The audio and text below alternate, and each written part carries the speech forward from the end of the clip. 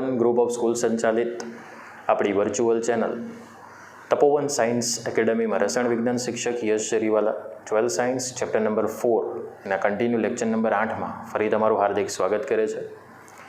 વિદ્યાર્થી મિત્રો, આપણો જો પ્રીવિયસ લેક્ચર જોઈએ તો પ્રીવિયસ લેક્ચરની અંદર આપણે શૂન્ય ક્રમ અને પ્રથમ ક્રમ એ બંને પ્રક્રિયા માટે વેગ અચળાંક અને T1/2ના સૂત્રો મેળવી દીધા. બરાબર. હવે આજે આપણે કેટલીક એવી માહિતીઓ જોઈશું કે જો શૂન્ય અને પ્રથમ ક્રમ માટે કેટલીક માહિતીઓ આપણે જાણતા હોઈએ તો આપણે કઈ કઈ બાબતોનો અભ્યાસ કરી શકીએ, કઈ કઈ બાબતોને આપણે ક્લેરિફાઈ કરી શકીએ, જેના માટેની આપણે હવે ચર્ચા કરવાના છે. બરાબર. તો બેઝિકલી જે આપણું ટાઇટલ છે તે કંઈક આ પ્રકારનું છે કે પ્રક્રિયાના ક્રમ પરથી T1/2 શોધવાનું સૂત્ર. મતલબ કે કઈ કઈ પ્રક્રિયાના ક્રમ હશે એના ઉપરથી આપણે T1/2 શોધવાનું જે સૂત્ર છે એને આપણે ઇઝીલી ડિસ્ક્રાઇબ કરી શકીએ. બરાબર. તો ચલો, આપણી પાસે સૌથી પહેલાં જે હશે એ છે પ્રક્રિયાનો ક્રમ, જે કુલ પ્રક્રિયાનો ક્રમ જ હશે, અને T1/2નું સૂત્ર. ઓકે, ચલો. કુલ પ્રક્રિયાનો ક્રમ જો શૂન્ય હોય, કુલ પ્રક્રિયાનો ક્રમ જો શૂન્ય હોય તો T1/2નું સૂત્ર R0 ડિવાઈડ બાય ટ્વાઇસ કે થાય છે. ઓકે, ચલો. હવે આપણે પ્રક્રિયાનો ક્રમ 1 લઈએ. બરાબર. તો એના T1/2 શોધવાનું સૂત્ર એટલે 0.693 ડિવાઈડ બાય શું થશે? કે થશે. જો પ્રક્રિયાનો ક્રમ 2 લઈએ તો આપણે અહીંયા ધ્યાન રાખવાનું છે, બરાબર, કે જે આપણને અર્ધાંશીય સમય મળશે એ 1/k × R0 મળશે.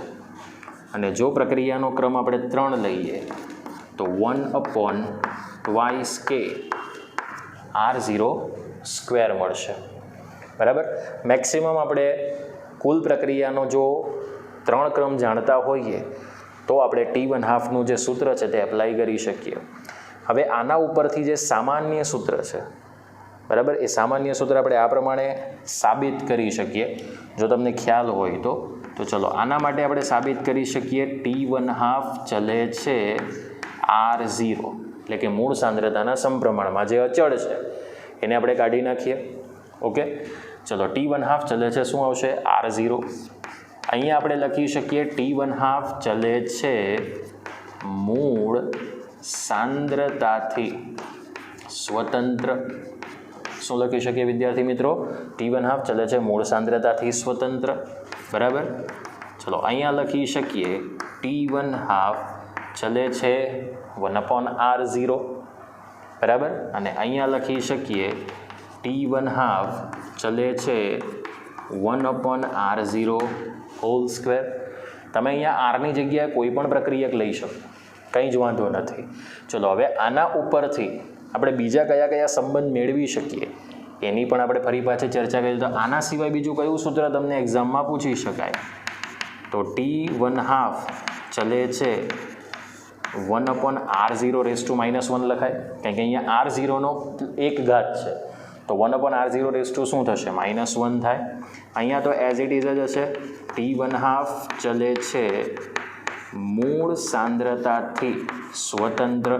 જોજો વિદ્યાર્થી મિત્રો, આવા જે કન્વર્ઝેશન્સ છે, આવું જે સાદું રૂપ છે તમને વધારે પ્રમાણમાં પૂછાય છે. આના માટે શું લખી શકીએ? T1/2 ચલે છે R0⁻1. જો આ ઉપર જાય તો R0⁻1 થશે, અને અહીંયા આવશે T1/2 ચલે છે R0⁻². બરાબર. આ ઉપર જશે તો R0⁻² થાય. બોલો, આટલી વસ્તુ સમજાઈ ગઈ? ઓકે. તો જો આપણે પ્રક્રિયાનો ક્રમ જાણતા હોઈએ તો આપણે એ પ્રમાણે T1/2 એ કોના સમપ્રમાણમાં છે અને કોના વ્યસ્ત પ્રમાણમાં છે એ આપણે નક્કી કરી શકીએ. તો જુઓ, શૂન્ય ક્રમની પ્રક્રિયા હોય તો અર્ધાંશીય સમય એ પ્રક્રિયકની મૂળ સાંદ્રતાના સમપ્રમાણમાં. બરાબર. પ્રથમ ક્રમ હોય, જો કુલ પ્રક્રિયાનો ક્રમ કેવો હોય? પ્રથમ ક્રમ હોય, તો T1/2 એ હંમેશા મૂળ સાંદ્રતાથી કેવો રહેશે? સ્વતંત્ર રહેશે. ઓકે, જો કુલ પ્રક્રિયાનો ક્રમ 2 હોય તો T1/2 એ પ્રક્રિયકની મૂળ સાંદ્રતાના વ્યસ્ત પ્રમાણમાં છે. રેડી? અને જો કુલ પ્રક્રિયાનો ક્રમ 3 હોય તો અર્ધ આયુષ્ય સમય બરાબર એ પ્રક્રિયકની મૂળ સાંદ્રતાના વર્ગના વ્યસ્ત પ્રમાણમાં છે. ફરી રિપીટ કરું છું, પ્રક્રિયાનો અર્ધ આયુષ્ય સમય એ કુલ પ્રક્રિયાનો ક્રમ જ્યારે 3 હોય ત્યારે પ્રક્રિયકની મૂળ સાંદ્રતાના વર્ગના વ્યસ્ત પ્રમાણમાં છે. બોલો, આવું આપણે કહી શકીએ? રેડી? તો બેઝિકલી આપણે આ પ્રમાણે T1/2નું સૂત્ર એ કોઈ પણ પ્રક્રિયાનો ક્રમ જાણતા હોઈએ તો આપણે ઇઝીલી સાબિત કરી શકીએ. હવે મારે તમને એ જ કહેવાનું છે કે અર્ધાયુષ્ય સમય એટલે એવો સમય કે જ્યારે તમે કોઈ પણ પ્રક્રિયા માટે વેગ અચળાંકનું સૂત્ર મેળવશો એમાં T સમયની સાંદ્રતાને મૂળ સાંદ્રતાથી 50% જેટલો સમય થવા માટે લાગતો જરૂરી સમય. હવે ઘણી વખત એક્ઝામમાં કોમ્પિટિટિવ એક્ઝામ્સ લઈ લઈએ કે ગુજકેટ લઈ લઈએ બરાબર, તો એની અંદર આપણને કોઈ પણ ક્રમની પ્રક્રિયા હોય તો અર્ધાયુષ્ય સમય વસિસ પ્રક્રિયકની મૂળ સાંદ્રતાનો આપણે આલેખ દોરી શકીએ. બરાબર, તો અહીંયા આપણે બીજું સૂત્ર એપ્લાય કરી શકીએ. બીજી માહિતી, આલેખની જરૂરી માહિતી માટે કે આલેખની જરૂરી માહિતી આપણે કઈ રીતે સાબિત કરી શકીએ? બરાબર, તો ચલો સૌથી પહેલી માહિતી, પ્રક્રિયાનો ક્રમ જો 0 હોય તો 0 ક્રમ માટે આપણે શું સાબિત કરી શકીએ? તો 0 ક્રમ માટે આપણે T1/2 વિરુદ્ધ R0નો આલેખ ડ્રો કરીએ. ચલો અહીંયા આપણે આલેખ ડ્રો કરીશું. વાય અક્ષ ઉપર આપણે મૂકી દઈએ પ્રક્રિયાનો અર્ધાયુષ્ય સમય T1/2 અને એક્સ અક્ષ ઉપર મૂકી દઈએ પ્રક્રિયકની મૂળ સાંદ્રતા R0. જોજો, પ્રક્રિયકની મૂળ સાંદ્રતા એ ચોરસ કૌંસમાં જમણી બાજુએ નીચે મૂકવાનું. ચોરસ કૌંસમાં ઉપરની બાજુએ 0 મૂકશો તો એ પદાવલીનો ઘાતાંક 0 થઈ જશે અને મૂલ્ય કેટલું થશે? 1. તો T1/2 એ શૂન્ય ક્રમ માટે R0ના કયા પ્રમાણમાં છે? સમપ્રમાણમાં છે. તો જેમ જેમ પ્રક્રિયકની મૂળ સાંદ્રતા વધતી જશે તેમ તેમ T1/2નો આલેખ પણ વધતો જશે, એટલે સુરેખ મળશે, સીધી રેખા. બરાબર, જે સીધો આપણે ઉગમ બિંદુમાંથી ટ્રાન્સફર કરી શકીએ. ઓકે, ચલો સેકન્ડ આલેખ લઈએ. સેકન્ડ આલેખ લઈએ કે પ્રક્રિયાનો કુલ ક્રમ જ્યારે 1 હોય ત્યારે, એટલે એક ક્રમ માટે ફરી આપણે આલેખ ડ્રો કરીએ.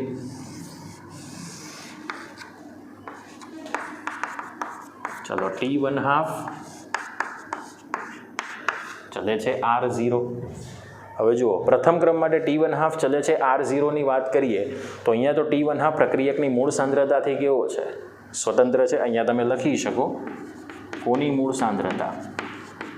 તો પ્રક્રિયકની, કારણ કે આપણે કોઈ પણ એક જ પ્રક્રિયાને લઈશું કે આ પ્રક્રિયકથી નિપજ તરફ અથવા નિપજથી પ્રક્રિયક તરફ, પણ આપણે જેટલી માહિતી તારવી દીધી છે તે R થી P તરફની પ્રક્રિયા માટે જ આપણે વેલિડેશન લીધું છે.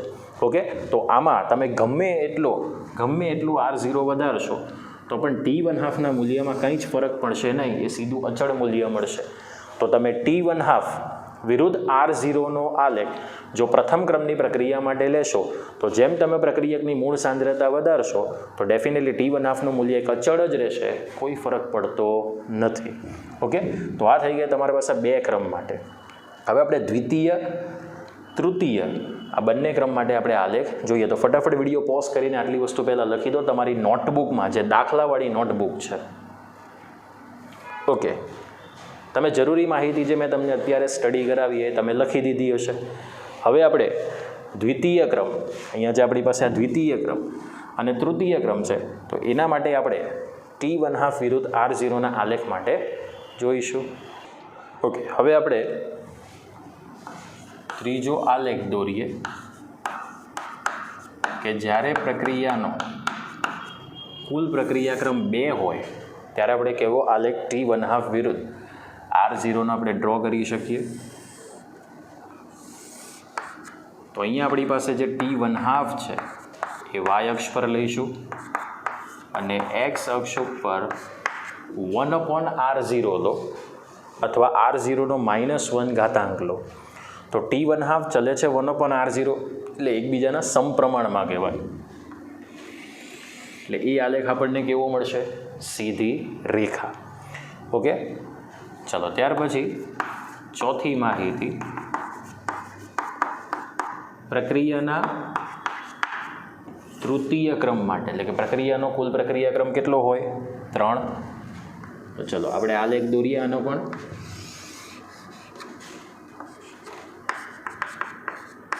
પ્રક્રિયાનો અર્ધાંશીય સમય t1/2 વર્સિસ 1/r02. t1/2 ચલે છે 1/r02. તો એ આલેખ પણ આપણને કેવો મળશે? સીધી રેખા મળશે.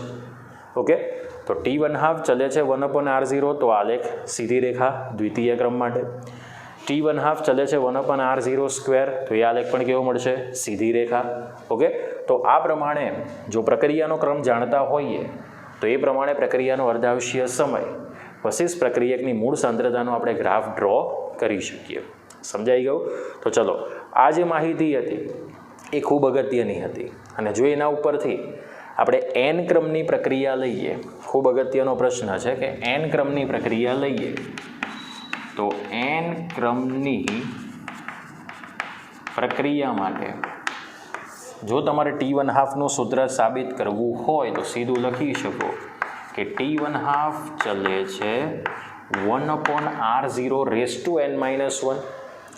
જ્યાં આપણે આ nની વાત કરીએ, nની, બરાબર, તો એ આપણે કુલ પ્રક્રિયાનો ક્રમ લઈશું. n એટલે શું લઈએ વિદ્યાર્થી મિત્રો? કુલ પ્રક્રિયાનો ક્રમ લઈએ. બરાબર, ચલો આ n એટલે કુલ પ્રક્રિયાનો ક્રમ લઈએ તો અહીંયા 0 મૂકો, તો બોલો અહીંયા 0 મૂકી દઈએ, તો 0 - 1 એટલે ઉપર જાય તો r0 ઘાતાંક થઈ જાય. અહીંયા 1 મૂકી દો એટલે 1 - 1, જો પ્રક્રિયાનો કુલ પ્રક્રિયાક્રમ 1 હોય તો 1 - 1 એટલે 0 થઈ જશે. ઓકે, એટલે r0 એટલે એક મૂલ્ય થાય મૂળ સાંદ્રતાથી સ્વતંત્ર. n બરાબર 2 મૂકો તો r0 - 1 એટલે r0 - 1 થાય, ઉપર જાય, બરાબર, એટલે t1/2 ચલે છે, સોરી 2 - 1 એટલે 1 થશે, માય મિસ્ટેક, એટલે 1/r0 જ રહેશે. r0 ઉપર જાય તો r0 - 1 થઈ જાય. અહીંયા કુલ પ્રક્રિયાનો ક્રમ 3 લઈએ તો 3 - 1 એટલે 1/r0² થાય. તો કોઈ પણ n ક્રમની પ્રક્રિયા હોય તો તેના માટે અર્ધાંશીય સમયનું સૂત્ર આ જ બનશે. હવે માની લો કે તમને કુલ પ્રક્રિયાનો ક્રમ n = n - 2 પૂરું કરે, તો તમને એવું કહી દે કે n-2 ક્રમની પ્રક્રિયા માટે અર્ધાંશીય સમયનો નીચેના પૈકી કયો સંબંધ સાચો છે? તો ચલો અહીંયા આપણે ડેફિનેટલી n-2 મૂકીએ. શું મૂકીશું? n-2. તો ચલો રૂપાંતરણ તમને કેવું મળશે? સો t1/2 ચલે છે 1/r0, અહીં n-2 અને આ કેટલું આવશે? -1, કૌંસ છોડી દઈએ તો t1/2 ચલે છે 1/r0n-3 થાય કે નહીં? શું થશે? n-3. હવે ઉપર લઈ જાઓ તો t1/2 ચલે છે r0 -n-3 થાય, સીધું એનું રૂપાંતરણ કરી દો તો 3 - n થશે. એ જ પ્રમાણે અહીંયા n-1 પૂછાય, બરાબર, તો n-1 પૂછાય તો અહીંયા મૂકશો t1/2 ચલે છે 1/r0n-1, કૌંસ છોડી દો તો -1 n-2 થશે, ઉપર જાય તો 2 - n થશે. સમજાઈ ગયું? રિવર્સ થઈ જાય, સાઇન શું થઈ જાય? રિવર્સ થઈ જાય. તો આ રીતે તમને કોઈ પણ ક્રમની પ્રક્રિયાનો ક્રમ આપ્યો હોય તો એમાં t1/2 વિરુદ્ધ તમે r0નો જે પ્રમાણે સંબંધ હોય તે પ્રમાણે આલેખ દોરો તો એ તમને પ્રાપ્ત થાય. સમજાઈ ગયું? ચલો હવે આપણી પાસે જે નેક્સ્ટ વસ્તુ છે કે જો આપણી પાસે કોઈ પણ 2 ક્રમની પ્રક્રિયાનો સંબંધ જાણતા હોઈએ, કોઈ એક ક્રમની પ્રક્રિયા માટે અર્ધાંશીય સમય આપ્યો હોય, બીજા ક્રમની પ્રક્રિયા માટે અર્ધાંશીય સમય આપ્યો હોય, તો આપણે પ્રક્રિયકની મૂળ સાંદ્રતા અથવા કોઈ પણ એક પ્રક્રિયાનો અર્ધાંશીય સમય આપણે જાણી શકીએ છીએ. તો એ શું છે સંબંધ? એની હવે આપણે ચર્ચા કરીશું. તો ફટાફટ આ વસ્તુ તમારી નોટબુકની અંદર લખી દો. આ તો તમે શરૂઆતથી લખી જ દીધી હશે, બરાબર. તો જે બાકીની માહિતીઓ છે એ તમે તમારી નોટબુકમાં લખવાનું કરશો. ચાલો વિદ્યાર્થી મિત્રો, હવે આપણે નેક્સ્ટ કન્સેપ્ટ ઉપર જઈશું.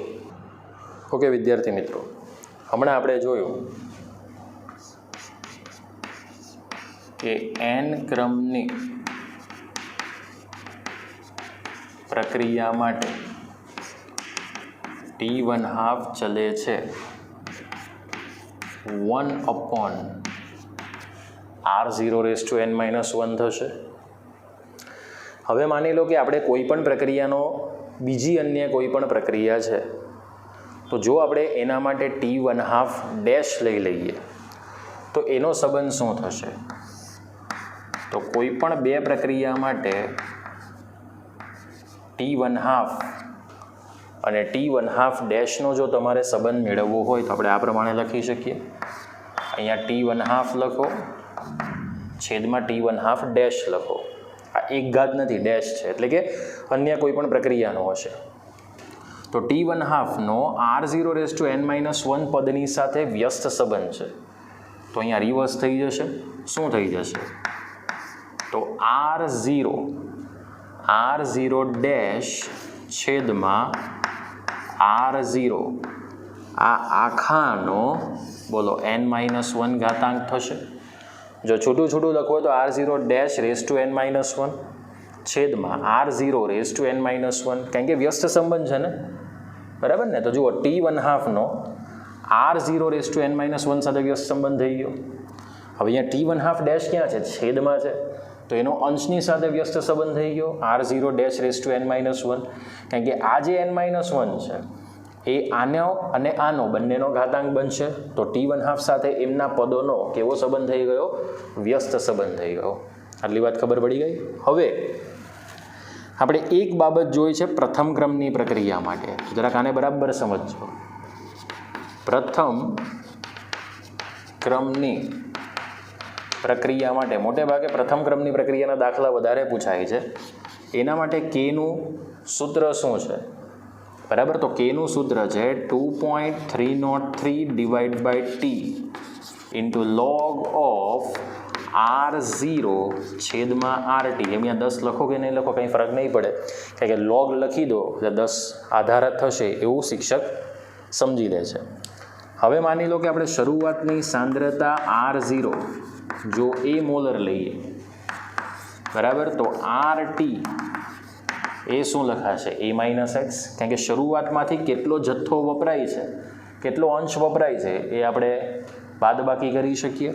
તો નવું સૂત્ર આપણે એપ્લાય કરી શકીએ છીએ k = 2.303/t log base 10 એના છેદમાં a-x, કારણ કે r0ની કિંમત આપણે શું લઈએ છીએ? સ્મોલ a જેટલી ડિવાઈડ બાય a-x।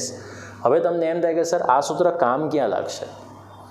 આ સૂત્ર ત્યાં કામ લાગે કે જ્યારે પ્રક્રિયકની સાંદ્રતાનો અમુક જથ્થો જેટલા અંશમાં વપરાતો હશે એટલા જ અંશમાં સામે નિપજનો જથ્થો બનતો હશે, ત્યારે તમારે ઓલરેડી આ સૂત્રને એપ્લાઇડ કરવાનું છે અને એના ઉપરથી સીધો તમે t1/2 નો કન્સેપ્ટ બાંધી શકો, બરાબર।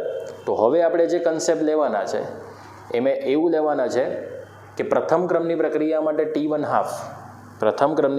માટે t1/2 એ ઓલરેડી r0 ઉપર આધારિત નથી, પણ અન્ય કોઈ પણ ક્રમની પ્રક્રિયા લઈએ તમને કન્ડિશન શું એપ્લાઇડ કરી શકીએ એની આપણે માહિતી જોવાની છે। તો કોઈ પણ પ્રક્રિયકની સાંદ્રતા, બરાબર, અહીંયા આપણે પ્રક્રિયકની સાંદ્રતાનો સંબંધ લઈએ અને અહીંયા આપણે નિપજની સાંદ્રતાનો સંબંધ લઈએ। આ થોડું બરાબર સમજજો। પ્રક્રિયકની જે સાંદ્રતા છે જેટલી વપરાશે સામે નિપજની સાંદ્રતા એટલી જ બનતી જશે। જો પ્રક્રિયકની સાંદ્રતા 100 મોલર હોય તો સામે નિપજ તો હશે જ નહીં, એટલે આપણે એને 0 મોલર લઈ લઈએ। રેડી? જો પ્રક્રિયકની સાંદ્રતા 100માંથી 50 થાય તો આ સામે 50 જેટલી બનશે। રેડી? 50માંથી હજી અડધી થાય એટલે 25 થશે, તો સામે 50માં એટલી 25 વધારે એડ થાય એટલે શું લખાય? 75 લખાય, બરાબર ને?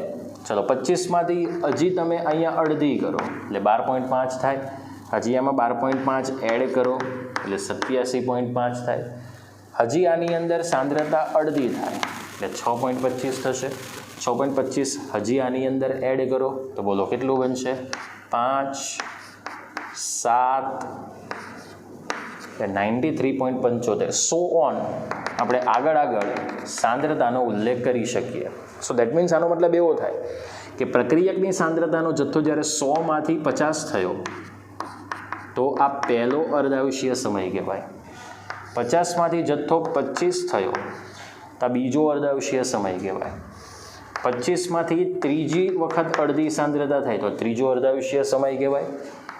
આ 12.5માંથી 6.25 જેટલો જથ્થો થયો તો આ ચોથો અર્ધાંશીય સમય કહેવાય. દેટ મીન્સ કે જો તમે પ્રક્રિયકની સાંદ્રતાનો 4 વખત અર્ધાંશીય સમય લો તો એનો બાકી રહેલ જથ્થો કેટલો આવશે? 6.25.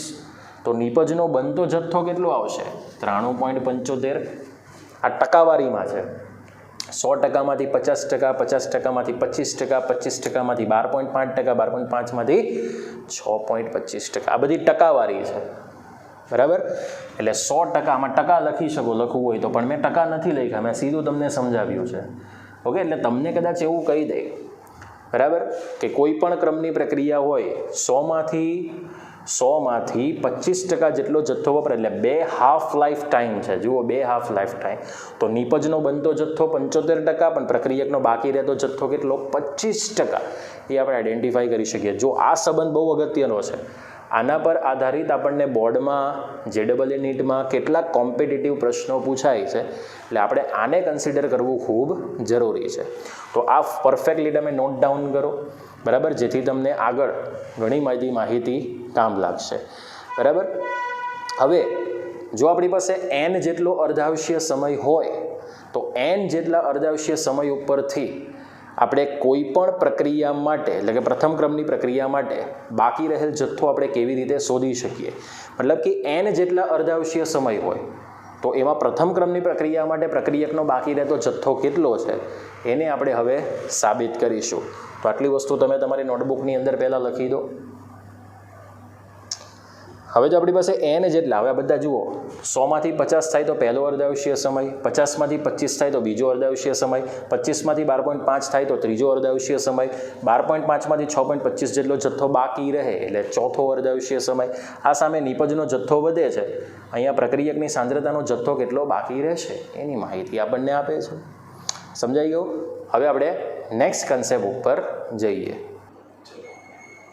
હવે જો આપણી પાસે n અર્ધાંશીય સમય હોય તો એના માટે પ્રક્રિયકનો બાકી રહેલ જથ્થો કેટલો છે જો એ શોધવું હોય તો આપણે એને કેવી રીતે આઈડેન્ટિફાઈ કરી શકીએ? જો તમને ખબર હોય તો હમણાં જ મેં લખ્યું કે પ્રક્રિયકની સાંદ્રતા અને અહીંયા શું હતી? નિપજની સાંદ્રતા. જો પ્રક્રિયકનો 100% જેટલો જથ્થો હોય તો સામે નિપજ હોતી નથી, એ 0% જ લેવામાં આવે. 100માંથી જો 50% જેટલો પ્રક્રિયકનો જથ્થો વપરાય તો નિપજ પણ સામે 50% જેટલી જ બનશે.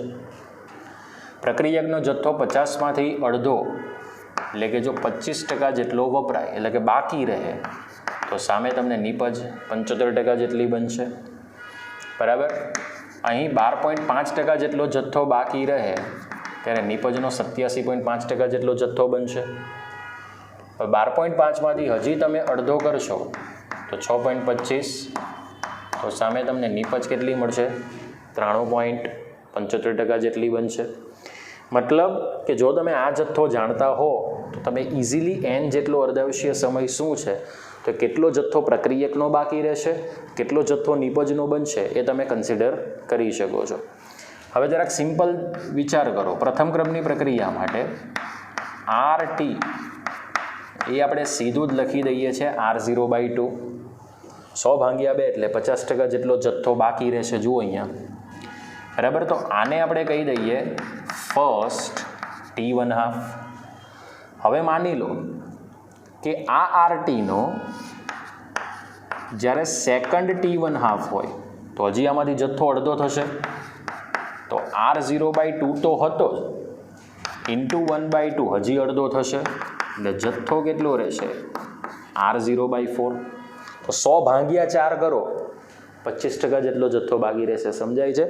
R0 100 જ લેવાનો છે, 100/4 કરો, જો 25% જથ્થો બાકી રહે, પણ નિપજનો કેટલો બનશે? 75% જેટલો જથ્થો. તો હવે માની લો કે આ તો તમને ખબર છે કે જો પ્રથમ ક્રમની પ્રક્રિયા માટે 1T1/2 હોય તો 50% જેટલો જથ્થો પ્રક્રિયકનો બાકી રહે અને 50% જેટલો જથ્થો નિપજનો બનશે. હવે માની લો 50માંથી 25% જેટલો જથ્થો બાકી રહે તો એ 2T1/2 જેટલો સમય છે ને આમાંથી એટલે બંનેનો સરવાળો કરવાનો. તો અહીંયા જોઈ લો 25% જેટલો જથ્થો બાકી રહે તો 2T1/2 એનું સંકલન કરવું પડે. એક આ T1/2 અને એક આ T1/2. એટલે સાદી ભાષામાં પ્રક્રિયકનો જથ્થો 100માંથી 25% જેટલો બાકી રહે તો 2T1/2 જેટલા સમયની જરૂર પડે છે. આટલી વાત સમજાઈ ગઈ. પણ માની લો કે આપણી પાસે nth અર્ધ આયુષ્ય સમય છે. nth અર્ધ આયુષ્ય સમય છે તો તેના માટે પ્રક્રિયકની સાંદ્રતાનો કેટલા ટકા જથ્થો બાકી રહે તો RT એટલે સીધું જ લખી શકાય R0⁴n. જુઓ અહીંયા n એટલે અર્ધાયુષ્ય સમયની સંખ્યા. ફરી રિપીટ કરું છું. n એટલે અર્ધ આયુષ્ય સમયની સંખ્યા. n એટલે શું? અર્ધાયુષ્ય સમયની સંખ્યા. ચલો આટલી વાત ખબર પડી ગઈ. હવે 25% જેટલો જથ્થો જો પ્રક્રિયકનો બાકી રહે તો 2T1/2 જેટલો સમય વપરાય છે. તો જુઓ 2 વખત જવું પડે 2⁴ એટલે R0/4 આવી ગયું.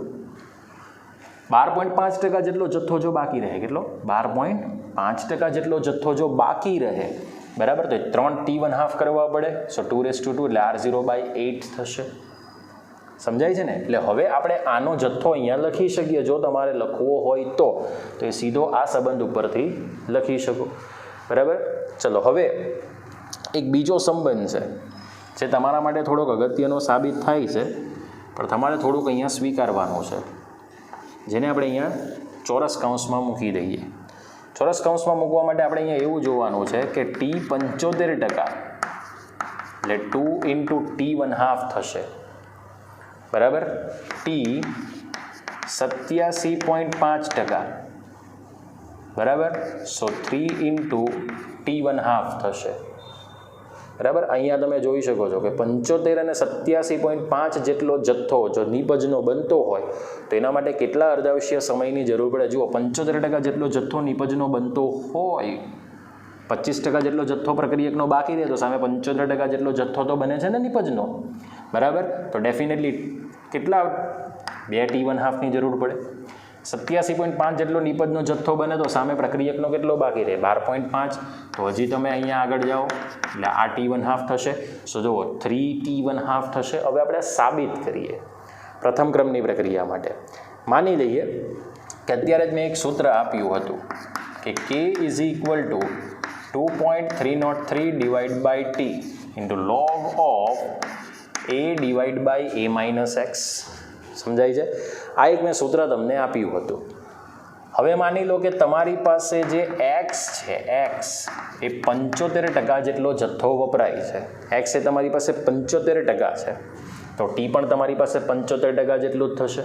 મતલબ 100માંથી 75% જેટલો જથ્થો તમારો ઓલરેડી જોવાનો છે. તો x એટલે 75/100 કરશો એટલે 0.75 બાકી રહેશે. બરાબર. કારણ કે આ અંશ બનશે, આ ટકા છે. 75% એ તમને ઓલરેડી x જેટલો જથ્થો બાદ થાય છે એવું નક્કી કરવાનું છે. તો x કેટલો લેવામાં આવે? 0.75. સો ધેરફોર K = 2.303 / T કેટલા ટકા આવશે? 75% × log of. ચલો આને આપણે 1ને 0 થી 1માં લઈએ છીએ. તો પ્રક્રિયકની સાંદ્રતા જ્યારે 100% હોય ત્યારે એનો જથ્થો 1 કહેવાય, અંશ 1 કહેવાશે. સો 1 - શું થશે? 0.75. સો K = 2.303 T 75% log 1/0.25 થશે. સો ધેરફોર K = 2.303 / T 75% log, બોલો 100/25 થશે. 25 ચોક શું થાય? 100. કારણ કે 25/100 એટલે 100 ઉપર જશે. બરાબર. સો ધેરફોર K = 2.303 T 75% log, બોલો 4 એટલે 2⁴ થશે. આધાર 10 એનો ઘાતાંક 2 એટલે ઘાત આગળ સહગુણક તરીકે આવશે. So therefore k is equal to 2 into 2.303 divide by t 75% into log 2 થશે. log 2ની કિંમત આપણે જાણીએ જ છીએ. log 2ની કિંમત કેટલી? 0.3010. હવે 2.303 ઇન્ટુ 0.3010 એટલે આપણે એને શું કહીએ છીએ? 0.6930. તો k is equal to 2.303 divide by t 75%. Okay, અહીંયા આપણે લખી શકીએ મિત્રો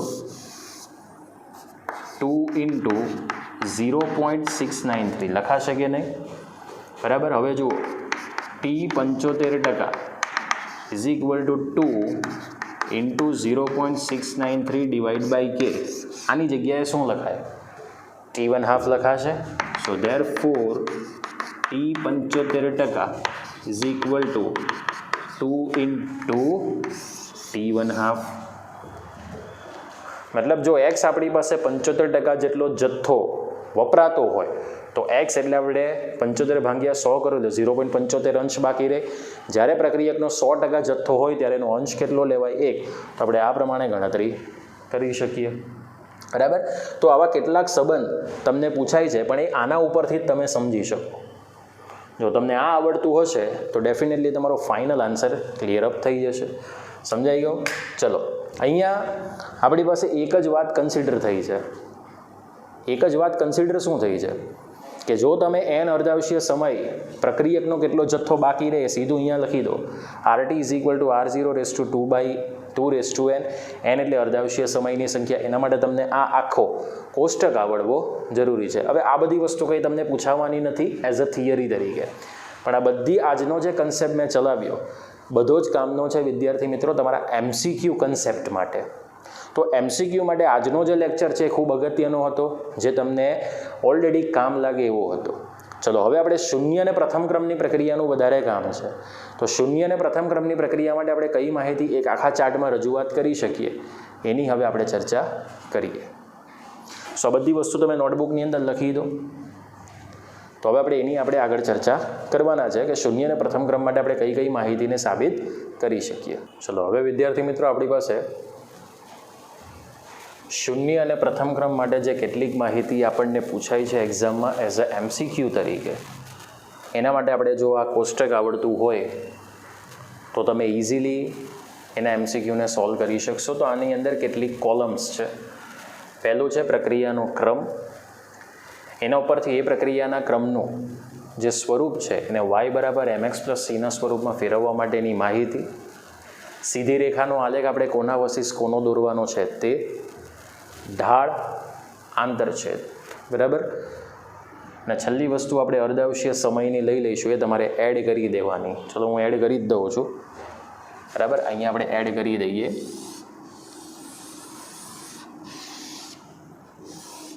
શું એડ કરીશું આપણે? અર્ધાંશીય સમય t1/2. ઓકે. ચલો, કુલ પ્રક્રિયાનો ક્રમ 0 અને અહીંયા કુલ પ્રક્રિયાનો ક્રમ 1. ચલો, અહીંયા આપણી પાસે શૂન્ય ક્રમની પ્રક્રિયા માટે RT is equal to -KT plus R0. આ સીધી રેખા મેળવવા માટેનું સમીકરણ હતું શૂન્ય ક્રમની પ્રક્રિયા માટે. સીધી રેખાનો આલેખ એટલે RT વિરુદ્ધ Tનો દોરવાનો. ઢાળ મળશે -K, આંતરછેદ મળશે R0 અને અર્ધાંશીય સમયનું સૂત્ર R0 divide by 2k. Okay. ચલો, કુલ પ્રક્રિયાનો ક્રમ પ્રથમ ક્રમ હોય તો આપણે બે સ્વરૂપનો આપણે મેળવતા હતા. એક આ સ્વરૂપ આવશે ln RT is equal to -KT plus ln R0, અથવા બીજું સ્વરૂપ log વાળું આવશે log base 10 RT is equal to -KT divide by 2.303 plus log base 10 R0. સીધી રેખાનો આલેખ પણ બોલો બે પ્રમાણેનો આવશે, ln RT વિરુદ્ધ T અથવા log RT વિરુદ્ધ T થશે. ચલો પહેલાનો ઢાળ આવશે -k અને બીજાનો ઢાળ આવશે -k ડિવાઈડ બાય 2.303 એટલે કે 303. આંતરછેદ પહેલાનો આવશે lnr0 અને બીજાનો આવશે log r0. ઓકે, T1/2 આવશે 0.693 ડિવાઈડ બાય k, પણ એ ક્યારે લોગવાળું પદ હશે ત્યારે. અને જો લોગવાળું પદ ન હોય તો T1/2નું સૂત્ર શું આવશે, કોઈ મને કહેશે? ચલો એના માટે T1/2નું સૂત્ર આ પ્રમાણેનું આવશે. જો ln વાળું પદ હોય તો T1/2 is equal to 2.303 divide by k into ln2. કારણ કે જ્યારે તમે lnને લોગમાં ફેરવશો ત્યારે 0.3010 આવશે log 2. 0.3010 ઇન્ટુ 2.303 એટલે બને છે 0.693. તો ln વાળા પદમાં T1/2 એ પ્રથમ ક્રમની પ્રક્રિયા માટે આ પ્રમાણેનું સૂત્ર બને છે. સમજાઈ ગયું? તો આ ખૂબ અગત્યની માહિતી છે જે તમારે યાદ રાખવાની છે. આના ઉપરથી તમને બહુવિકલ્પ પ્રશ્ન પણ પૂછવામાં આવશે. ઓકે, સો વિદ્યાર્થી મિત્રો, આપણો આજનો લેક્ચર અહીંયા પૂર્ણ કરીએ છીએ. આજની જેટલી પણ માહિતી છે બધી MCQ ટોપિક માટે અગત્યની છે. નેક્સ્ટ લેક્ચરની અંદર આપણે જે દાખલા છે એની શરૂઆત કરીશું. તો અત્યાર સુધી જે ટોપિક શરૂઆતથી અત્યાર સુધી ચાલ્યા છે આ કોષ્ટક સુધી, એના પર આધારિત ઘણા બધા દાખલાઓ છે જે આપણને બોર્ડમાં પૂછાય છે. ઇમ્પોર્ટન્ટ દાખલા છે, 4 માર્ક્સના દાખલા, 3 માર્ક્સના દાખલા, 2 માર્ક્સના દાખલા કે પછી MCQ રીતના ટોપિક્સ, એ બધી આપણે સ્ટેપ બાય સ્ટેપ માહિતી નેક્સ્ટ લેક્ચર્સની અંદર જોઈશું. ઓકે, જે ઘણા બધા એક લેક્ચરમાં નહીં, ઘણા બધા લેક્ચર દ્વારા એ પૂર્ણ થશે. સો આજની માહિતી તમારે એક વખત રફ પેજમાં લખવાની છે, યાદ રાખવાની છે બસ. બરાબર? એ કંઈ તમને એક્ઝામમાં આ રીતનું, હા એક્ઝામમાં આ પૂછાશે જે લાસ્ટ થિયરી મેં ચલાવી તે આખું નહીં પૂછાય, જે પદ તમને આપ્યા હોય એ પ્રમાણે MCQની અંદર પૂછી શકાય. તો મળીએ આપણે નેક્સ્ટ લેક્ચરમાં. જય હિન્દ, જય ભારત.